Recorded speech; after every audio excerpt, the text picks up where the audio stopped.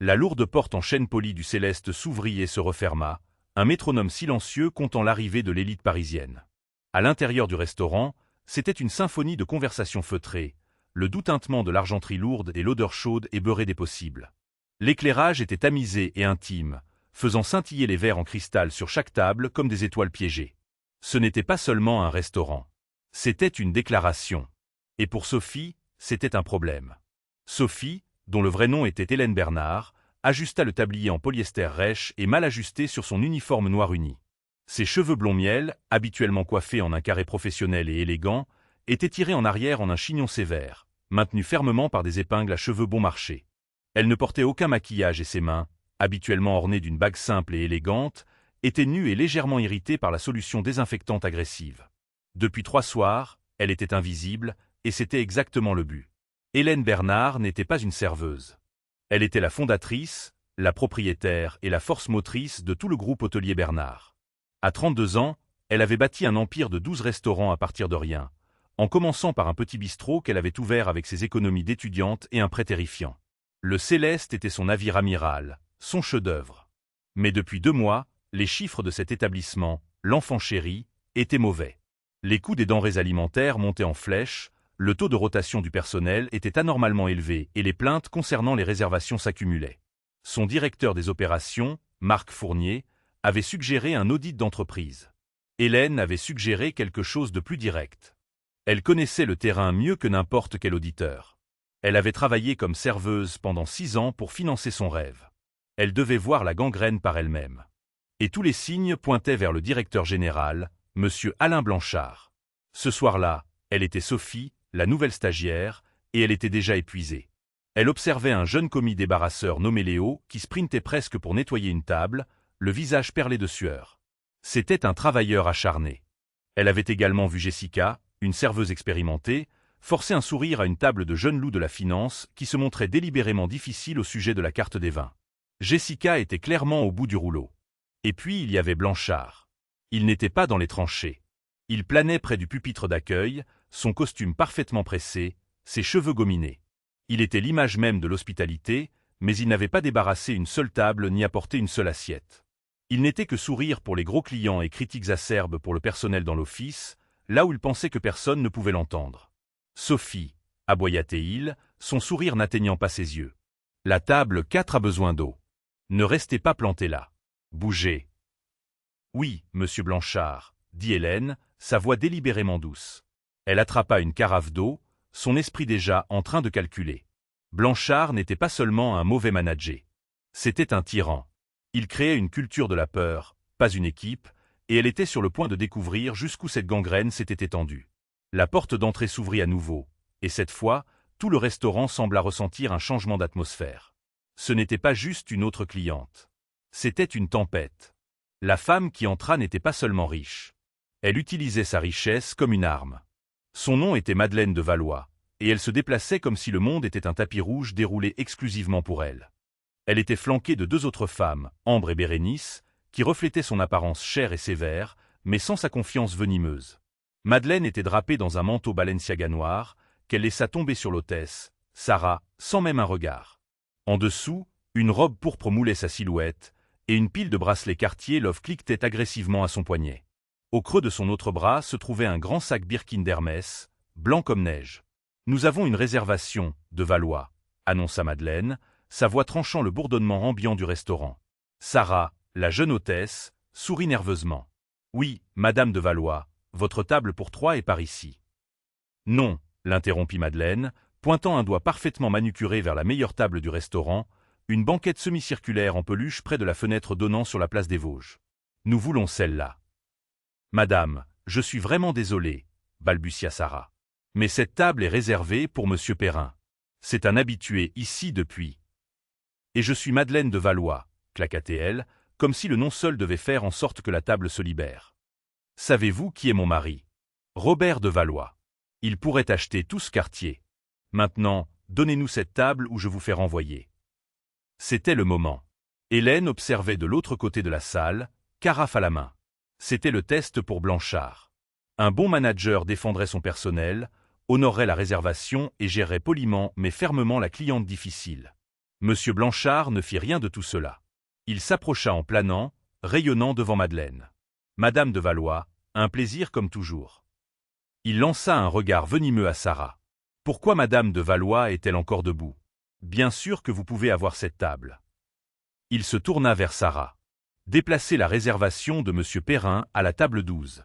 Appelez-les et excusez-vous. Sarah parut horrifiée. Mais monsieur, la table 12 est près des cuisines.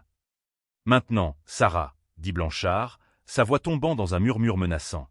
Il se retourna ensuite vers Madeleine, son sourire revenant. Par ici.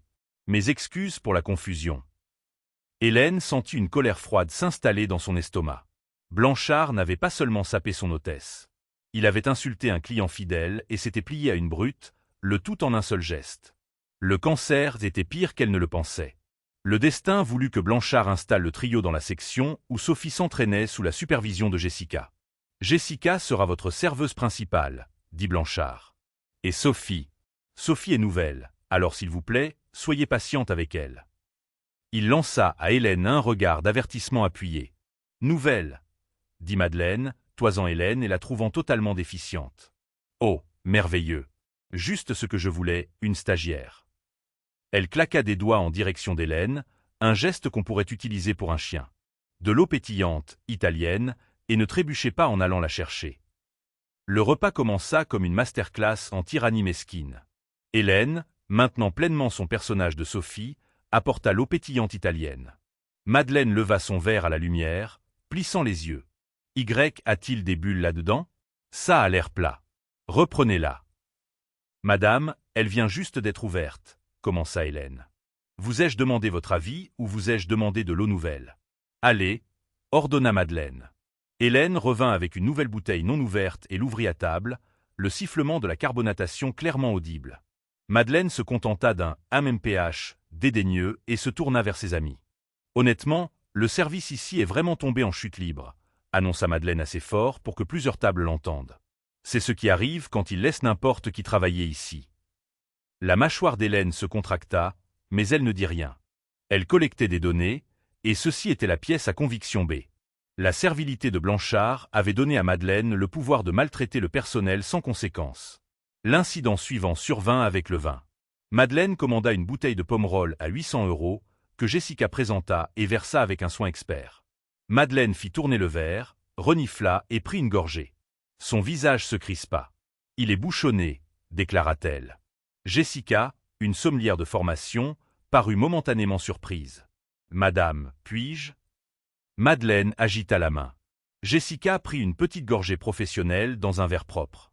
Son expression était neutre. « Madame de Valois, je ne détecte aucun TCA ni oxydation. Le vin semble parfaitement bon. »« Êtes-vous en train de me traiter de menteuse ?» siffla Madeleine. « C'est une bouteille de vin cher. Je sais ce que goûte un vin bouchonné. Celui-ci a le goût de carton mouillé. Vous essayez juste de me le refourguer. Appelez-moi le directeur. » Blanchard arriva en quelques secondes. Il ne goûta pas le vin. Il ne consulta pas Jessica. Il regarda simplement Madeleine, puis la bouteille, et enfin Jessica. Une autre bouteille pour Madame de Valois, offerte par la maison. Et Jessica, un mot avec vous en cuisine. Maintenant. Le visage de Jessica devint pâle, mais elle hocha la tête et s'éloigna. Hélène se retrouva seule avec la table. Le bon personnel est si difficile à trouver, soupira Madeleine à l'intention d'Ambre. Ils obtiennent un petit uniforme et ils se prennent pour des experts.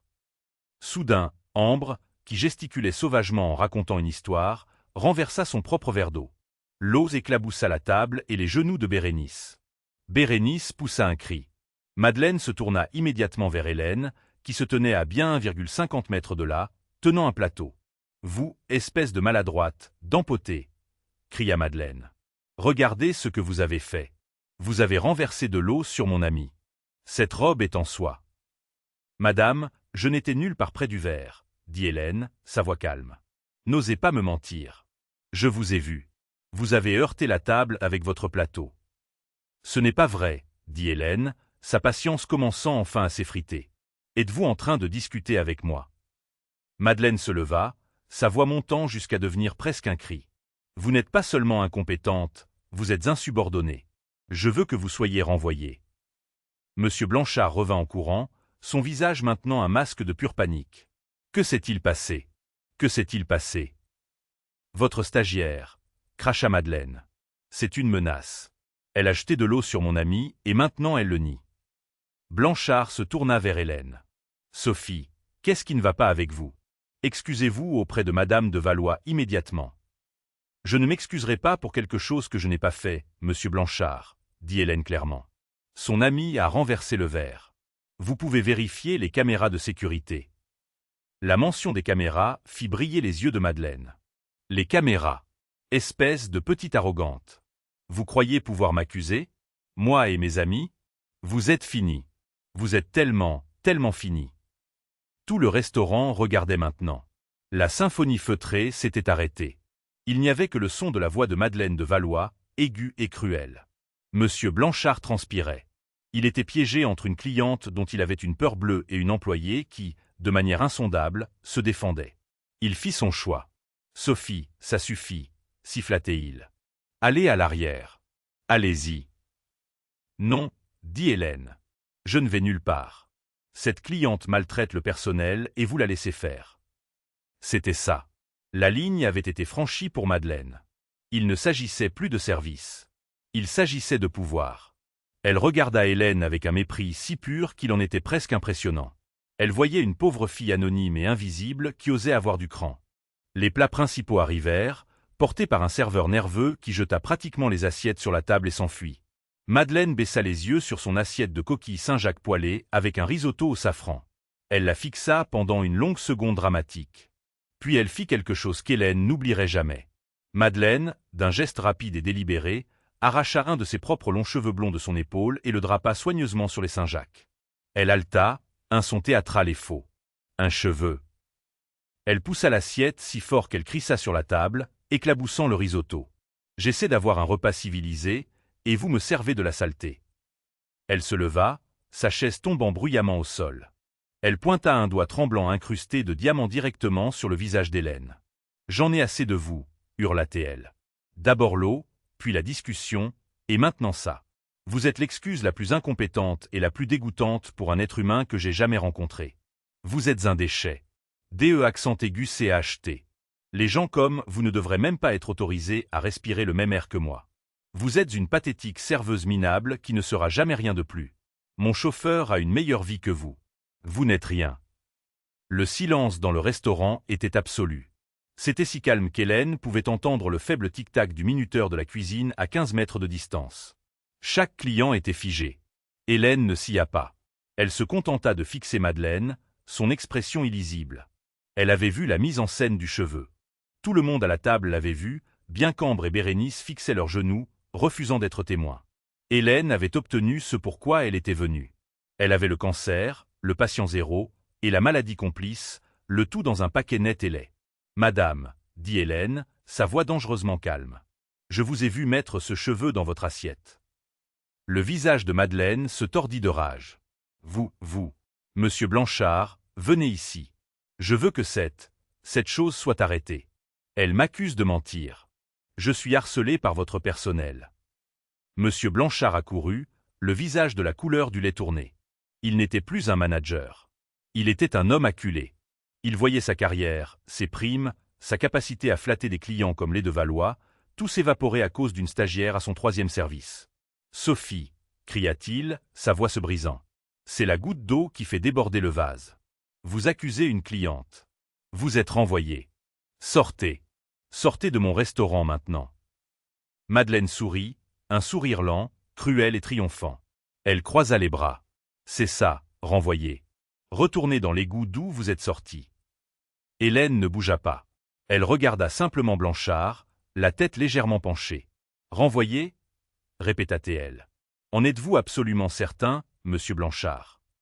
Oui, j'en suis certain, souffla-t-il, essayant de retrouver son autorité. Videz votre casier. Vous avez fini. Vous êtes en situation d'intrusion. Si vous ne partez pas dans les 30 prochaines secondes, j'appelle la police. S'il vous plaît, faites-le, dit Hélène, sa voix changeant. Le personnage soumis et doux de Sophie disparut, enlevé comme un manteau. Sa posture se redressa. Sa voix baissa d'une octave, résonnant d'une autorité froide et claire qui stupéfia Blanchard et le réduisit au silence. Appelez-les, Alain, dit-elle. Les yeux de Blanchard s'écarquillèrent. Quoi?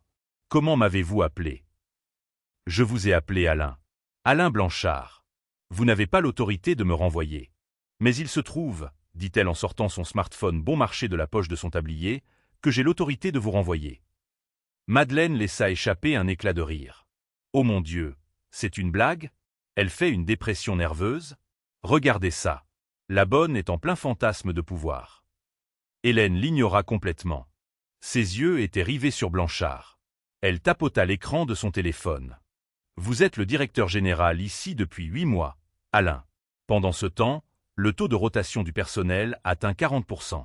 Nos coûts de nourriture et de boissons ont grimpé de 18%, malgré aucun changement de fournisseur. Et pourtant, votre budget de frais de représentation, les repas gratuits que vous offrez à des invités spéciaux, a triplé. Blanchard ne respirait plus. Il la fixait comme si elle était un fantôme. Qui êtes-vous? Vous avez offert les 4 derniers dîners de Madame de Valois ici, continua Hélène, sa voix résonnant dans la salle silencieuse. Pour un total de 4 350 €. Vous les avez enregistrés sous la rubrique « Marketing VIP », une ligne budgétaire que je dois personnellement approuver. Et je n'ai vu aucun de ces rapports, Alain. Je me demande pourquoi. Ce n'est pas vrai. J'ai l'autorisation, balbutia Blanchard. Non, dit Hélène, vous ne l'avez pas. Au même moment, les lourdes portes en chêne du Céleste s'ouvrirent à nouveau. Cette fois, ce n'était pas un client. C'était Marc Fournier, le PDG au visage public du groupe hôtelier Bernard, flanqué de 2 gardes du corps au visage de pierre. Il portait un costume Dior homme impeccable, et son expression était foudroyante. Il balaya la pièce du regard, vit le tableau et se dirigea directement vers la table. Le sang quitta le visage de Blanchard. Il connaissait Marc Fournier.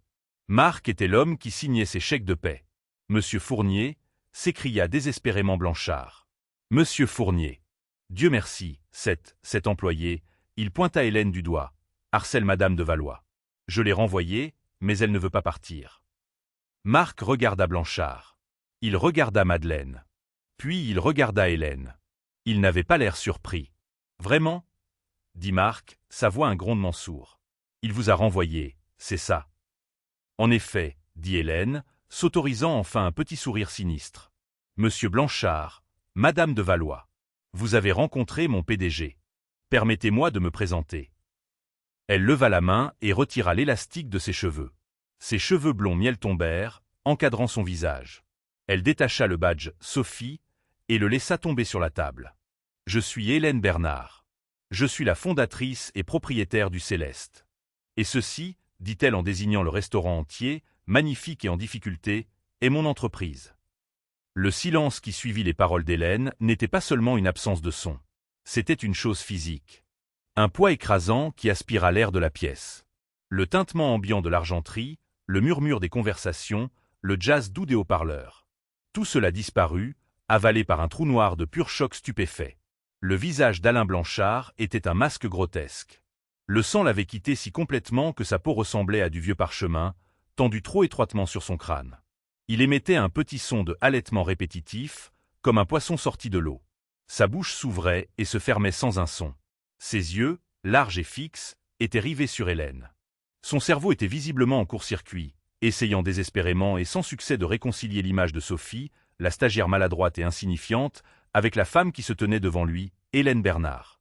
Le nom résonnait dans sa tête, un nom qu'il avait vu sur le papier à en-tête de l'entreprise, dans des articles de magazines élogieux. Un nom qui, dans son monde, était le murmure d'un pouvoir ultime et intouchable. Madeleine de Valois était figée. Sa tentative de rire moqueur était morte dans sa gorge, étranglée par le changement soudain et terrifiant de l'atmosphère de la pièce. Elle regarda du visage froid et composé d'Hélène à l'expression foudroyante de Marc Fournier, un homme qu'elle reconnaissait des pages économiques de la ville. Un homme que son mari Robert essayait désespérément d'impressionner depuis des mois. Elle le regarda, cherchant un indice, un signe que c'était une blague élaborée et bizarre. Mais Marc ne la regardait pas. Ses yeux étaient fixés sur Alain Blanchard, et son expression n'était pas celle de l'amusement. C'était le regard d'un bourreau. Depuis le poste de service, les mains de Jessica étaient plaquées sur sa bouche, ses yeux écarquillés. Une seule larme silencieuse de choc pur et sans mélange et de justification coula sur sa joue. Au pupitre d'accueil, Sarah se tenait au podium des réservations comme pour ne pas tomber. Et des portes battantes de la cuisine, maintenant entrouvertes, une ligne de chefs en veste blanche et de plongeurs regardaient, leur visage grave et captivé. Hélène laissa le silence s'étirer, forçant Blanchard à mariner dans sa propre terreur. Elle voulait qu'il ressente tout le poids de son destin imminent. Finalement, un seul mot étranglé s'échappa des lèvres de Blanchard. « Bernard » murmura-t-il, le nom sonnant comme une prière et une malédiction. « C'est exact, Alain » dit Hélène. Le ton doux et soumis de Sophie avait disparu, remplacé par une voix froide, claire et résonnant d'une autorité qui transperça tout le restaurant. « J'ai été Sophie pendant 3 jours. 3 services. Il y a 96 heures, je n'étais qu'une ligne sur votre feuille de service. Et pendant ces 3 services, Alain, j'ai vu plus d'incompétence, plus de lâcheté et plus de cruauté systémique désinvolte que je n'en ai vu en 10 ans dans ce métier. » Elle fit un pas vers lui. Il recula d'un bond, son sang-froid se brisant. « S'il vous plaît, Madame Bernard, je ne savais pas. C'est tout le problème, Alain. Vous ne saviez pas, » l'interrompit Hélène, sa voix tranchante comme du verre. Vous n'aviez aucune idée de ce qui se passait sur votre propre terrain. Vous n'aviez aucune idée que Sarah, votre hôtesse, a fait des services doubles toute la semaine parce que vous avez refusé d'approuver les heures supplémentaires pour doter correctement l'accueil. Je vous ai vu le premier jour la menacer d'un avertissement formel parce que la table d'un habitué n'était pas prête, même si c'est vous qui aviez surréservé la salle de 20 couverts pour impressionner un critique gastronomique qui n'est même jamais venu. Blanchard secoua la tête, sa bouche s'ouvrant et se fermant, mais Hélène ne lui laissa aucune ouverture. Je vous ai regardé il y a à peine 1 heure traîner Jessica, votre plus ancienne, plus compétente et unique sommelière de niveau 3, dans l'office. Je vous ai entendu, dit Hélène, sa voix baissant. Je vous ai entendu menacer son emploi, la réprimander pour ne pas avoir vendu plus cher à une table qui venait de lui dire qu'ils avaient un budget fixe pour un anniversaire. Vous, qui je parierais toute mon entreprise, ne pouvez pas faire la différence entre un Bordeaux de la rive gauche et une bouteille de Pinot Noir. Vous avez menacé son emploi. Non, j'essayais juste de motiver, plaida Blanchard, sa voix un gémissement désespéré et craquant. J'essayais de maintenir les standards. Les standards. Hélène laissa échapper un rire court et amer. Vos standards. Elle fit un geste vers la cuisine. Vos standards impliquent de dire à la cuisine de resservir le pain de la veille pour le service de fin de soirée afin de réduire le gaspillage. Vos standards impliquent de forcer Léo, votre meilleur commis débarrasseur, à utiliser les toilettes du personnel pour polir l'argenterie parce que vous ne voulez pas payer pour une machine à polir appropriée, même si c'est une violation du code de l'hygiène. J'ai vu vos standards, Alain. Ils sont pathétiques. Elle fit un autre pas, et Blanchard était maintenant adossé au pilier de service. Il était piégé. Et puis, continua Hélène, sa voix devenant plus froide, il y a ce soir. Vous n'avez pas simplement géré une cliente difficile. Vous avez encouragé une brute. Vous n'avez pas protégé la marque. Vous avez humilié votre hôtesse, qui essayait correctement et courageusement de suivre notre protocole. Vous avez sacrifié un client fidèle, Monsieur Perrin, qui dîne ici 2 fois par semaine depuis que nous avons ouvert et responsable de milliers d'euros de revenus pour une banquette d'angle. Vous avez publiquement et professionnellement émasculé votre meilleure serveuse qui avait raison à propos du vin. Tout ça pour vous prosterner et ramper devant une femme ici. Le regard d'Hélène se posa sur Madeleine une seconde dédaigneuse. Une femme dont la seule contribution à ce restaurant est son propre sentiment de supériorité. Et à l'instant, à la seconde même où votre propre petit arrangement pathétique et flagorneur a été menacé, à la seconde où cette brute a exigé un sacrifice, vous n'avez pas hésité. Vous n'avez pas défendu votre personnel. Vous n'avez pas défendu la vérité. Vous avez essayé de me renvoyer pour vous sauver. Non, Madame Bernard, s'il vous plaît. Blanchard pleurait ouvertement maintenant, son visage luisant de larmes et de sueur. Ce n'est pas ce que vous croyez. Sophie était insubordonnée. Elle se disputait avec une cliente. Je devais faire quelque chose. Je protégeais la marque. La voix de Marc Fournier tonna derrière Hélène. Il s'avança, sa stature de 1,95 m dominant le manager désormais en sanglots. Blanchard tressaillit comme s'il avait été frappé. Vous allez rester là et parler à Madame Bernard de la protection de la marque. Marc regarda Blanchard avec un dégoût profond et sincère. Nous examinons vos chiffres depuis 6 semaines, Alain. C'est pourquoi Madame Bernard est ici. Vos chiffres sont une œuvre de pure fiction, un fantasme. Le souffle de Blanchard se coupa. C'était une nouvelle attaque terrifiante. Vos coûts alimentaires sont en hausse de 18%, dit Marc, sa voix plate et brutale comme s'il lisait un rapport d'autopsie. Vos coûts d'alcool ont grimpé de 22%. Pourtant, vos ventes déclarées sont en baisse de 8% d'un trimestre à l'autre. C'est drôle, n'est-ce pas? Comment vous êtes censé dépenser tellement plus, mais gagner tellement moins? Nous étions perplexes. Marc sortit son téléphone de la poche intérieure de son costume. Il tapota l'écran. Mais ma partie préférée, Alain, ma découverte absolument préférée, c'est votre budget de frais de représentation. Le budget que vous êtes censé utiliser pour le dessert gratuit occasionnel pour un anniversaire ou pour corriger une erreur de cuisine. Le budget de votre prédécesseur était de 1 500 € par mois. Le vôtre a atteint en moyenne 12 000 € par mois. Non, murmura Blanchard. C'était le coup de grâce. Oh oui, continua Marc en faisant défiler l'écran. Vous avez tout enregistré sous « Marketing VIP » ou « Récupération client ». Voyons voir. Madame de Valois ici. Il fit un signe de tête à Madeleine, qui avait l'air de pouvoir s'évanouir. Vous lui avez offert ces 4 derniers dîners, pour un total de 4 350 €. Beaucoup de récupération nécessaire pour vous, semble-t-il, Madame de Valois, presque comme si vous vous plaigniez à chaque fois. Le visage de Madeleine devint blanc. Ce n'était pas seulement un service. C'était un complot. Mais vous êtes devenu négligent, Alain, dit Marc, sa voix tombant dans un grognement sourd. Vous avez commencé à offrir des repas à vos amis. Un certain monsieur David Paulson, repas offert pour 6 200 € au cours des 6 derniers mois. C'est le nom de votre beau-frère, n'est-ce pas? Une certaine mademoiselle K. Blanchard. 3 200 €. Votre sœur. Nous avons croisé les noms de vos registres d'invités avec vos réseaux sociaux personnels, Alain. Vous n'êtes pas seulement un mauvais manager. Vous n'êtes pas seulement un tyran. Vous êtes un voleur ordinaire. L'accusation finale tomba et Blanchard s'effondra physiquement.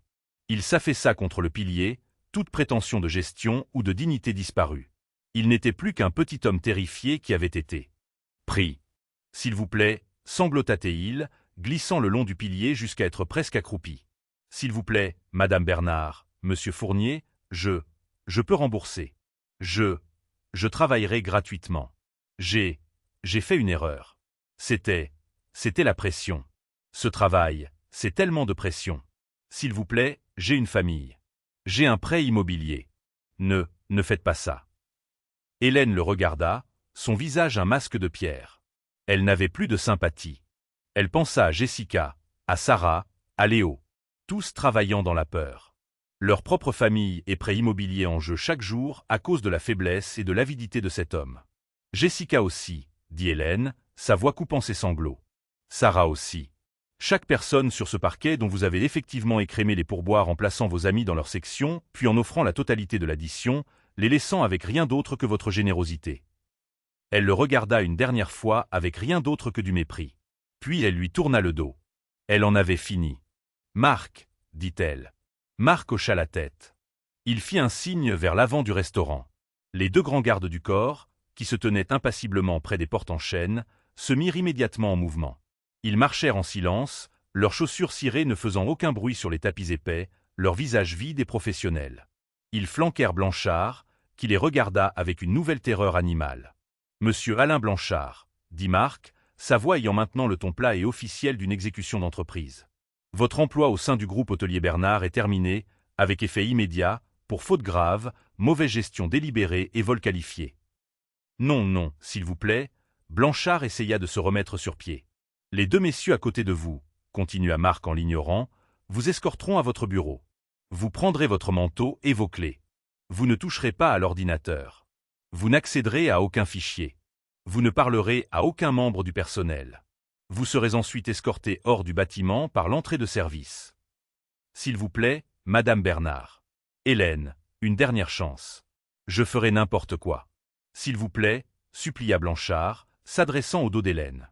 Elle ne se retourna pas, Monsieur Blanchard, ajouta Marc. Notre équipe juridique vous contactera à votre domicile demain matin pour discuter d'un plan de remboursement pour les 28 000 € que vous avez volés.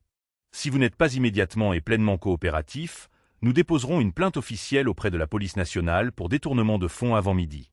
Sommes-nous clairs? Blanchard ne put même pas parler. Il se contenta de hocher la tête, son corps secoué de sanglots. « Faites-le sortir d'ici », ordonna Marc. Les gardes ne le saisirent pas brutalement. Ils le prirent simplement, un de chaque bras, et le remirent sur pied comme s'il était un mannequin. Il n'offrit aucune résistance. Ses jambes fonctionnaient à peine. Et puis la marche commença. Ce fut la plus longue marche de sa vie. Les deux gardes, au visage de pierre, le firent traverser le centre de la salle à manger. Chaque client, les 100, était silencieux, regardant. Le seul son dans toute la salle caverneuse était le sanglot pathétique et saccadé de Blanchard et le frottement de ses mocassins italiens à 800 € sur le parquet poli. Ils le firent passer devant le bar. Les barman, qui l'avaient engueulé le matin même pour avoir utilisé le mauvais verre, arrêtèrent de polir les verres. Il se tenait là, les bras croisés, et le fixaient avec des yeux froids et durs. Ils le firent passer devant le pupitre d'accueil. Sarah se tenait là, la tête haute.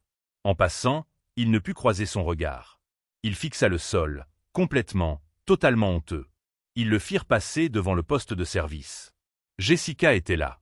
Leurs regards se croisèrent une seconde fugace. À sa place se trouvait un regard d'évaluation froid, calculateur et totalement dépourvu d'impression.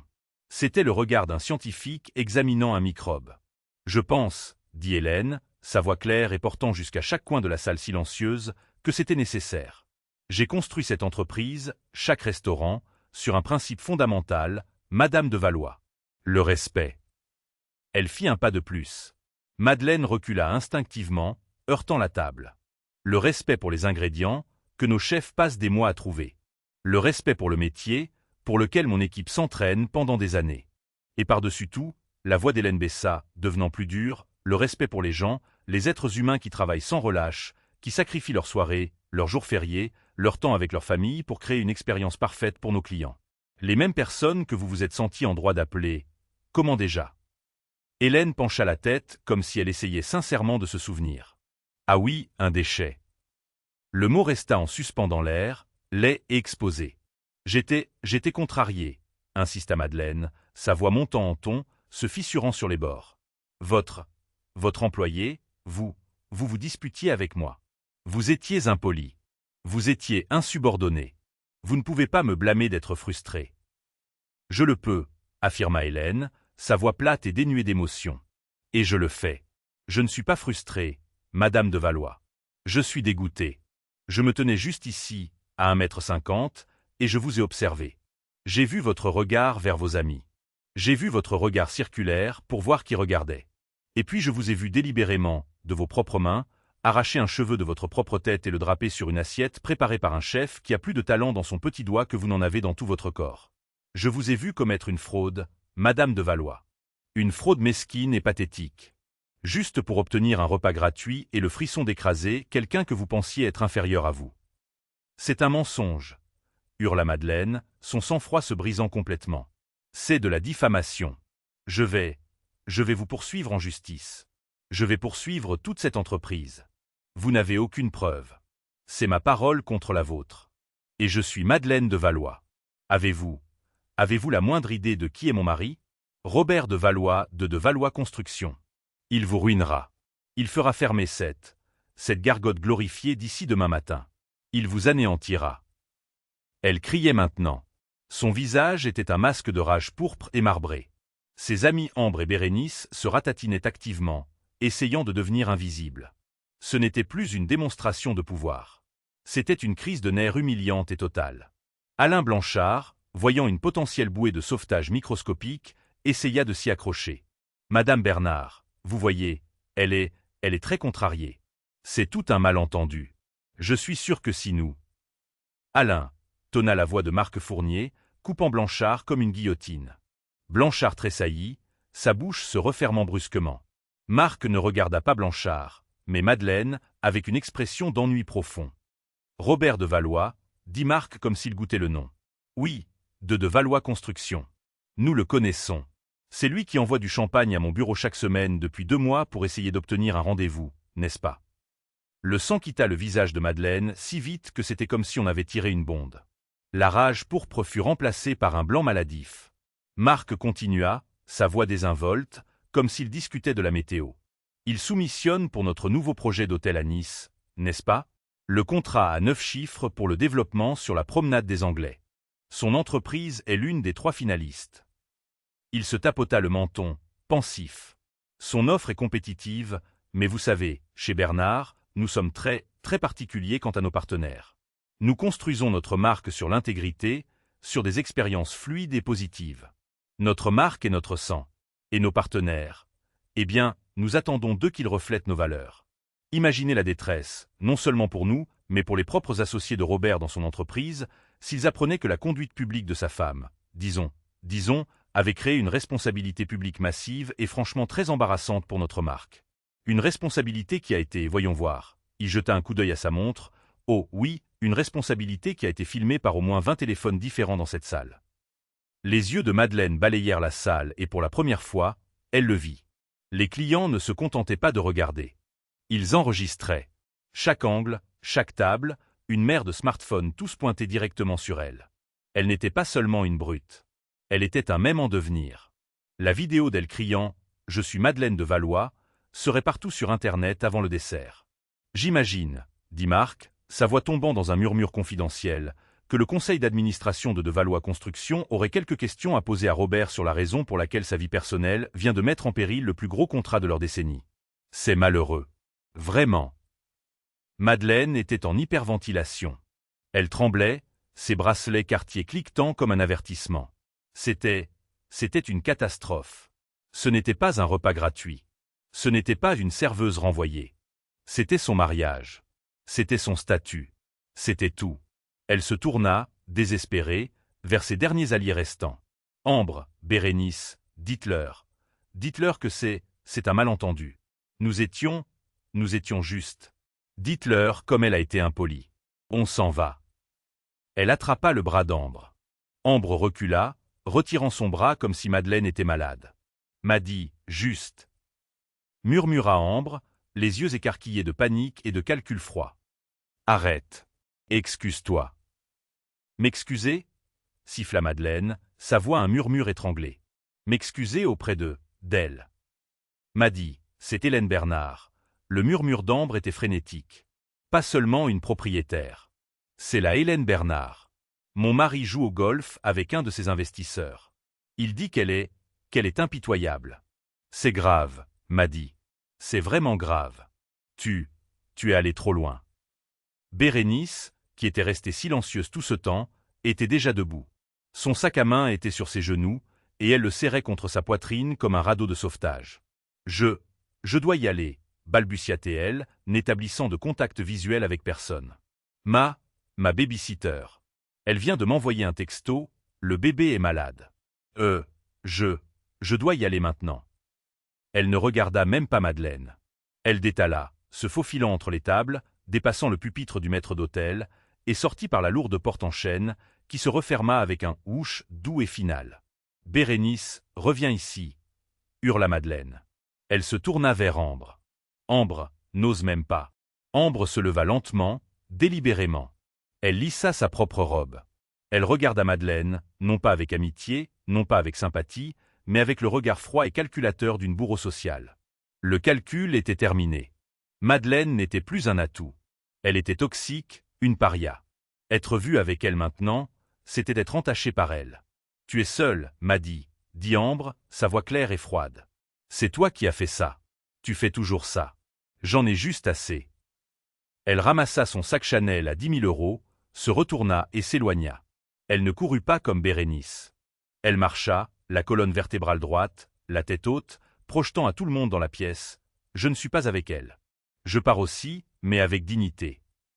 Elle passa juste devant Hélène et Marc et leur offrit un petit signe de tête apologétique et pincé, comme pour dire « Tellement désolé que vous ayez eu à gérer ça. Je suis l'une des gentilles. » Et puis elle aussi disparut. Madeleine de Valois était seule, totalement, complètement et humiliantement seule, debout au centre d'une pièce remplie d'étrangers qui pointaient tout leur téléphone sur elle. La coûteuse robe pourpre, qui avait semblé si puissante une heure auparavant, paraissait maintenant criarde. Un costume pour un rôle qu'elle avait oublié comment jouer. Ses mains tremblaient si fort qu'elle dut les joindre devant elle. Les larmes vinrent enfin, non pas de remords, mais de rage pure, sans mélange, impuissante et d'apitoiement sur soi. C'est ridicule, marmonna-t-elle. Les mots étaient épais de larmes qu'elle refusait de laisser couler. Vous aurez tous des nouvelles de mes avocats. C'est du harcèlement. C'est de la diffamation. Elle attrapa son sac Birkin blanc de la chaise. Le mouvement fut si brusque qu'elle renversa la chaise. Elle s'écrasa au sol avec un bruit qui fit écho au crash final de sa dignité. Elle se retourna pour sortir en trombe, pour fuir. Madame de Valois. La voix d'Hélène, calme et stable, l'arrêta net, sa main sur le dossier de la chaise renversée. Elle se retourna, son visage un désastre ravagé de mascara qui coule et de peau marbrée. Quoi maintenant? Quelle humiliation finale pouvait-il y avoir? S'attendait-elle à des excuses? À une rétractation? Hélène passa devant elle et se dirigea vers le poste de service où Jessica se tenait, l'air complètement sous le choc. Hélène tapa calmement quelques boutons sur le terminal de point de vente. Un petit ticket s'imprima avec un « oh » silencieux.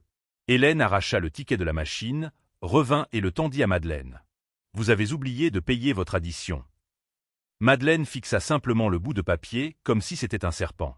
« Nous avons, bien sûr, retiré le repas offert non autorisé et maintenant annulé de Monsieur Blanchard, » dit Hélène, sa voix agréable. « Mais ceci est pour les articles que vous et vos invités avez réellement consommés avant que vous ne décidiez de commettre une fraude en plaçant ce cheveu. » Madeleine ne prit pas le ticket. Ses mains tremblaient trop fort, alors Hélène le lut pour elle. « Voyons voir. Une bouteille de San Pellegrino, 12 €. 2 coupes de Veuve Clicquot pour vos amis, 76 €. Une entrée de burrata, 24 €. Et bien sûr, la bouteille de Pomerol Pétrus 2010 à 800 €. Celle dont vous avez bu un verre et demi avant de découvrir miraculeusement qu'elle était bouchonnée.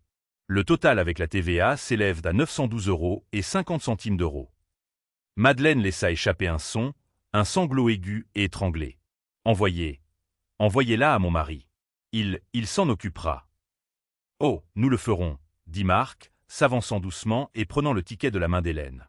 Il le plia soigneusement et le glissa dans la poche de son costume. « Nous le ferons livrer à son bureau par coursier dès la première heure demain matin, avec un rapport d'incident complet et détaillé de notre équipe juridique et une copie de l'enregistrement de sécurité, bien sûr. Nous veillerons à lui fournir l'angle en haute définition. Je suis sûr, ajouta-t-il, sa voix glaciale, qu'il sera fasciné. » C'était ça, le coup de grâce final et dévastateur. La mention de la vidéo allant directement à Robert, non pas comme une menace, mais comme un simple suivi professionnel, était la fin. Madeleine émit un son haletant, suffocant. Elle se retourna et courut, pas marcha. Courut. Elle tâtonna avec la lourde porte en chêne poli, ses mains tremblantes incapables de saisir la poignée en laiton. Elle poussa alors qu'elle aurait dû tirer. C'était la note finale, pathétique et ultime. Elle frappa une fois dans ses mains, un son sec qui attira tous les regards. « Mesdames et messieurs » annonça-t-elle, sa voix résonnant de chaleur et de commandement. « Tout d'abord, mes sincères excuses pour l'interruption de votre soirée. Mon nom est Hélène Bernard, et je suis la propriétaire de cet établissement. Comme vous venez d'en être témoin, nous avions un grave problème de gestion, un problème qui, je suis heureuse de le dire, est maintenant définitivement résolu. » Quelques clients rirent, quelques-uns applaudirent légèrement. Hélène sourit, un sourire sincère de 1000 watts qui transforma son visage, faisant disparaître Sophie pour toujours. « Mon équipe, dit-elle, faisant un large geste vers les serveurs, les commis, les barman, est composée des professionnels de l'hospitalité les plus compétents et les plus dévoués de cette ville. Ils méritent votre respect, et je vous promets qu'ils auront toujours ma protection. » Elle éleva légèrement la voix. « Pour vous remercier tous de votre extraordinaire patience pendant notre restructuration d'entreprise non programmée, toutes les boissons pour chaque table pour le reste de votre soirée sont offertes par la maison. » Ce fut l'étincelle. La salle, qui avait été silencieuse, éclata. Ce n'était pas seulement des applaudissements polis. C'était une véritable ovation qui fit trembler le toit. Les convives levèrent leurs verres. La tension était rompue, remplacée par un sentiment de célébration. Alors que le bourdonnement du restaurant revenait lentement à la normale, Hélène se tourna de nouveau vers son personnel. Elle repéra Léo, qui essayait de paraître occupé, mais qui vibrait clairement d'excitation. « Léo » l'appela-t-elle. Il se mit au garde à vous. « Vous n'avez pas arrêté de bouger ce soir, Léo. Vous débarrassiez 3 tables à la fois pendant que tout cela se passait. Vous avez une excellente attitude. Allez voir Jessica demain matin. Nous allons vous former comme serveur. C'est une augmentation de salaire significative et vous l'avez mérité. » Léo rayonna, son visage s'ouvrant sur un large sourire. « Merci, Madame Bernard. Merci. » Hélène regarda le reste de son équipe qui s'était rassemblée autour du poste de service. « Tout le monde, » dit-elle, sa voix baissant pour que seul puisse l'entendre. « Je suis tellement désolée d'avoir dû vous tromper. Je suis venue ici pour trouver une gangrène et je devais en être sûre. Ce que j'ai vu, C'est une équipe travaillant dans des conditions toxiques impossibles avec un lâche pour patron. Et vous avez quand même assuré. Vous êtes le cœur du Céleste. Pas moi. Pas le nom sur la porte. Vous. Le problème est parti.